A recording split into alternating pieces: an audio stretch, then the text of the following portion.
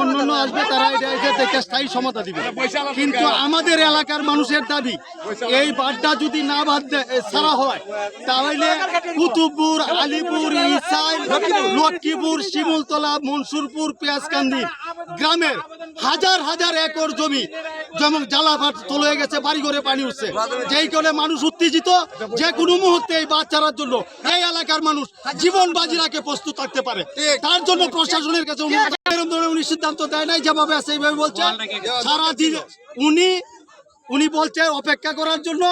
আমরা প্রশাসনের কাছে দাবি যেন অতি তাড়াতাড়ি পানি নিষ্কাশনের ব্যবস্থা করে এই 20টা গ্রামকে বাঁচানোর জন্য, না হলে এই 20টা গ্রামের মানুষ উত্তেজিত অবস্থায় অনেক কিছু ঘটে যেতে পারে।